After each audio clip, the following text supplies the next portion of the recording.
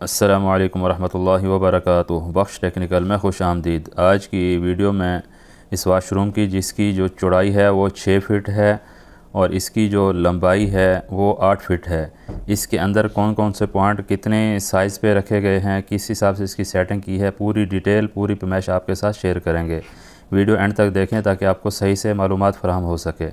जैसे ही इंटर होते हैं सबसे पहले वाश बेसन है, उसके बाद में इंग्लिश WC है और आखिर में बाथ टब लगना है। उसके लिए बाथ मिक्सर लगाया है। इस बाथ मिक्सर की जो हाइट है बाकी मिक्सर से थोड़ी सी ऊंची होती है, 3 से 4 इंच।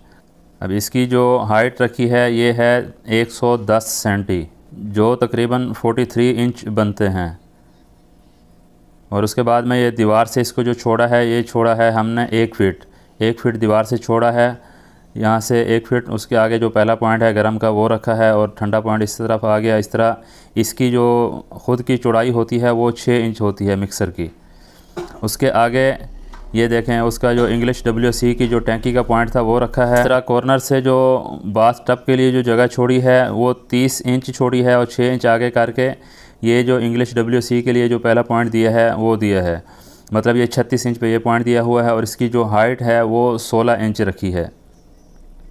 और इसके बाद इसके जो मुस्लिम शावर की जो साइज़ है, इन दोनों का आपस में जो गैप है ये 24 इंच रखा है।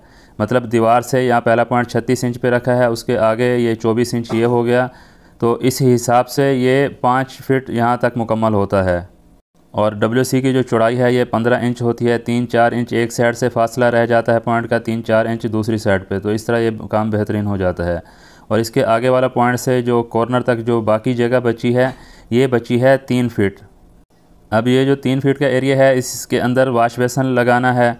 वाश बेसन के लिए तो वैसे तो नॉर्मल 2 फ़ीट ही काफ़ी होती है। मैं जो इंची टेप ज़्यादा इस्तेमाल करता हूँ वो सेंटी के हिसाब से करता हूँ, लेकिन आपको जो है ना इंच के हिसाब से बता रहा हूँ ताकि आपको समझने में आसानी हो जाए। वाश बेसन की जो चौड़ाई है ये 22 इंच है, ठीक है। इसमें 24 इंच तक 20 इंच तक भी आराम से वाश बेसन लग सकते हैं।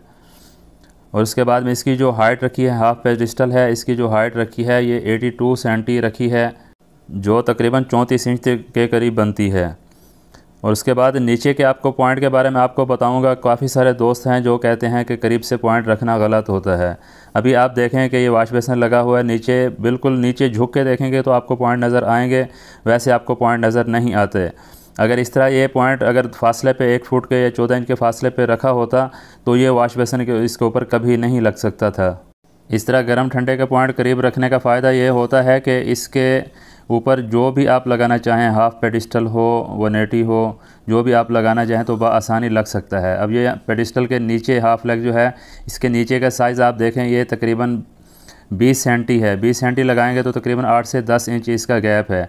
अब इसकी जो अंदर की जगह होती है वो तकरीबन 8 से 10 इंच होती है।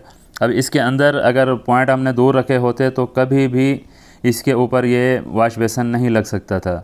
इसलिए जो पुराना जो सिस्टम था, पुराने हिसाब से जो दूर दूर फासले में रखते थे वो एक अलग बात थी, लेकिन अब जो है ना फैंसी सिस्टम आ गया है। तो इसलिए जब भी पॉइंट रखने हो इसी हिसाब से रखें कि हमारा काम अच्छा और ख़ूबसूरत लगे।